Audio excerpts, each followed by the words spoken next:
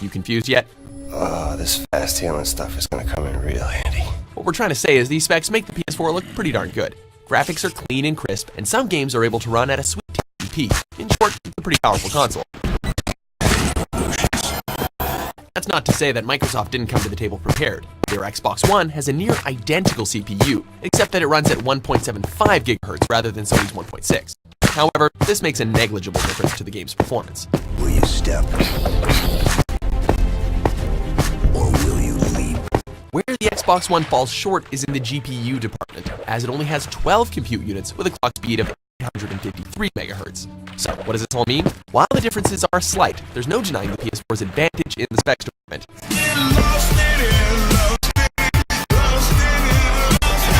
On paper, Sony's GPU is 50% more powerful than Microsoft's, giving it an advantage in graphics power, rendering, and appearance. Games on the PS4 look better, if only slightly, virtually every time. Winner, PS4.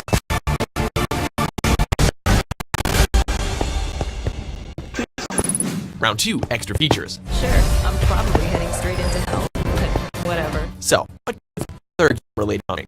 The PS4's single greatest draw has to be the PlayStation VR. Released in October 2016, the PSVR is arguably the most affordable virtual reality experience you can have at the moment due to game list.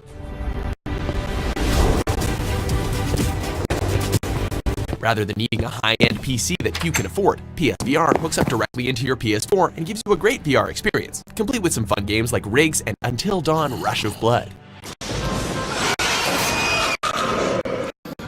The Xbox One comes equipped with two large gaming-related draws that the PS4 doesn't have, Kinect and PC crossplay. Well, let's just say PC crossplay, because honestly, does anyone even care about the Kinect anymore? Even Microsoft seems to have abandoned that ship. However, the Xbox Play Anywhere program is a huge draw, allowing crossplay between Windows 10 and Xbox One. Gamers who purchase a game either through the Windows Store or Xbox Store will see it appear on consoles and PC. Even competitively with friends who aren't on the same device, with players. Some games already releasing Gears 4. Nice! As cool as Play Anywhere is, still have gone to the PS. Not even winner. Easy. Accessibility. One thing, PS Now is arguably the dumbest thing in video game history, except for maybe E3. But in order to play older PlayStation games, subscribe to PlayStation Now for $20 a month or $100 a year. First off, $20 for 1 month just for PS3 games? Come on, you gotta be kidding. Also, if you don't have a solid internet connection, well, add servers rather than downloading, so your work may vary. You're not doing what you want to do on screen. You're not doing what you're doing with your controller on screen. You're messing up when you're aiming at people. It's just not cool. There are also such content as of the time of writing is kind of limited for all PS1 games available, despite previous Sony consoles having that option.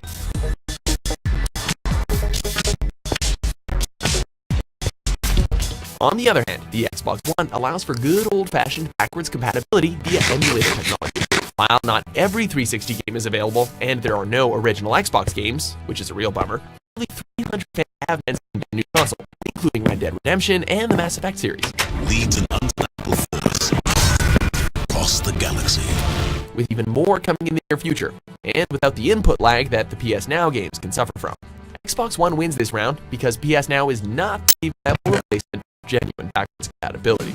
Winner, Xbox One. I'm activating the nuke! I'm sorry, Ash. I have to make a choice. Round 4, controllers.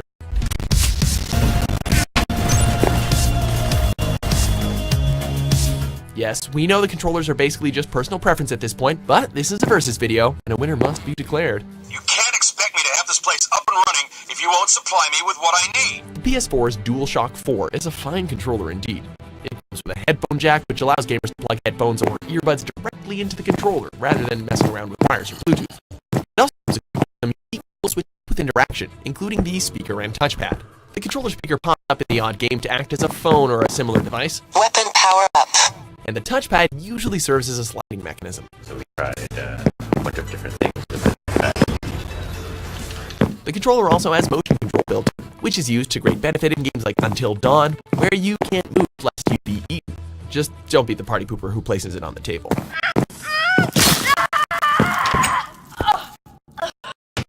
The only negative thing we can think of is that this controller charges via USB, and a single charge is only good for about 8 hours. Sony seriously needs to work on the battery life there. The Xbox One controller is also mighty fine, with some improved fast, and a nice rumble in the triggers. So in addition to the rumble, game developers which 360s with Xbox One, they're going to have the rumble as well as additional feedback, as you said, where they can maybe give the kickback of a rifle or of a vehicle. Another nice caveat is that it is on double battery or a proprietary charge kit, which allows it to run for up to 30 hours. Xbox One also has the added benefit of the Elite controller, which comes with hair trigger locks, swappable components, button remapping, and a bunch of other great features.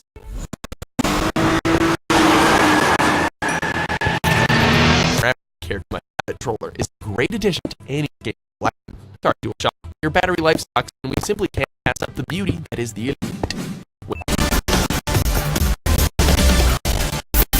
Round 5, exclusive games. Em, put the gun down. I warned you.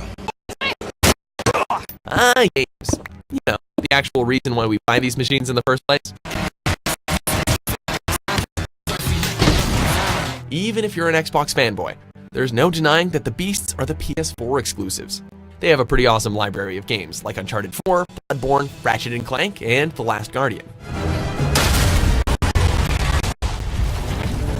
What the PS4 may lack in backwards compatibility, it makes up for in remasters, as the console is also exclusively home to amazing-looking remasters of already great-looking games like the Uncharted trilogy, The Last of Us, and God of War 3. That is actually before my time. That is to say that the Xbox One doesn't have its fair share of exciting titles. Console exclusives include Gears of War, the great one for the series. It's a series of games which are arguably the leaders in the racing genre, Sunset Overdrive, and Halo 5 Guardians, another entry in Microsoft's biggest franchise. It also has one of the coolest compilation packs ever with Rare Replay, 30 amazing titles all for a discount price, and honestly, this puts most other game compilation packs to shame.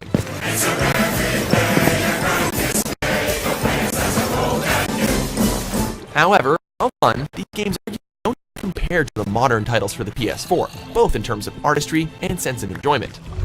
Nathan Drake. Also, many Xbox exclusives can now also be found on PC, which, you know, kinda defeats the purpose of an exclusive title. Winner, PS4. That was a close one, huh? Shut up my goddamn plane, mate. We're fine, thanks. So there you have it. The PS4 just edges out the Xbox with a score of 3-2. While the Xbox has some fantastic controllers and the welcoming addition of backwards compatibility, the PS4's exclusive games, superior specs, and its addition of the PSVR pushes it over the edge.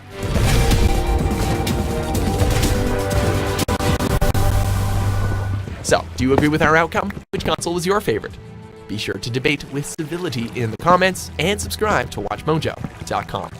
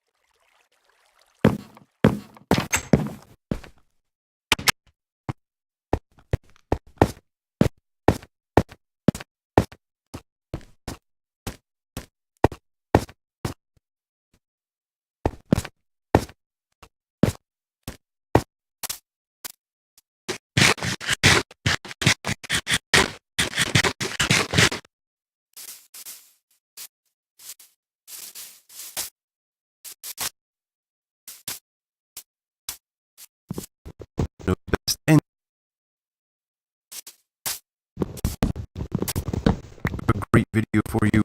We will be walking through the Beam streaming app on the Xbox One. So let's go ahead and get to the video.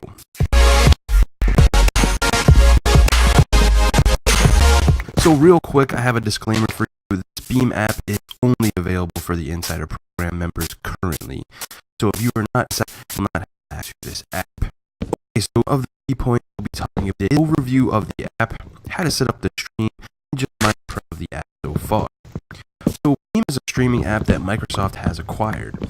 It's similar to Twitch, but does a few things differently. One, super low latency. You can almost instantly respond to viewers. When streaming to YouTube or Twitch, you can have 30-second plus delay to your streams. The other cool feature is the gaming, where you, the viewer, can actually play the game. It only works with games that are supported by it right now.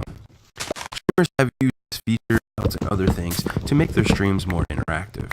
So it's a really cool service. Now there are a few things you need to do before you go ahead and get into the app, and let's go ahead and do that now.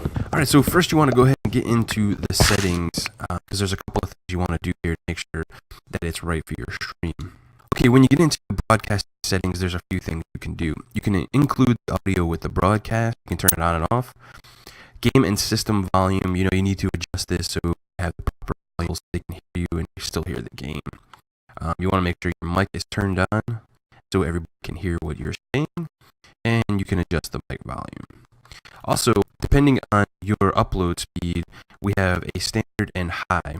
I've used both of these, and they work fine with mine, and I have a 20 plus, I want to say like 20 to 30 upload, and I had no problem with either or.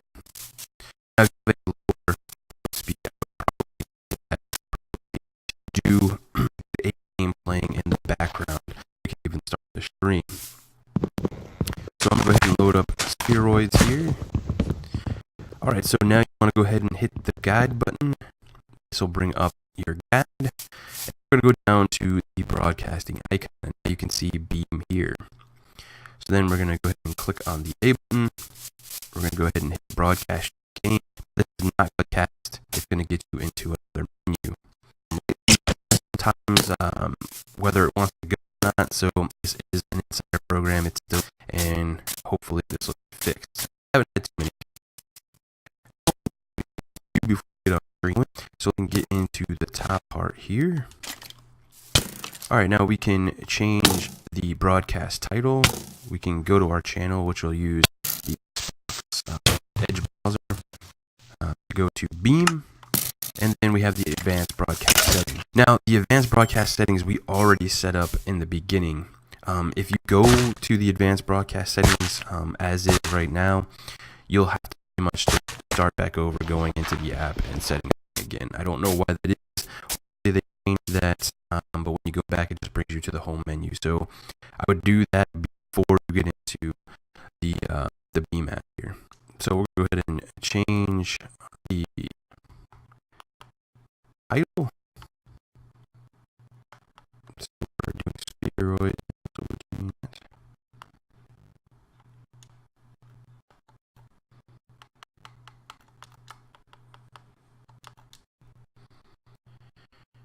Go ahead and done there. See, now it says spheroids.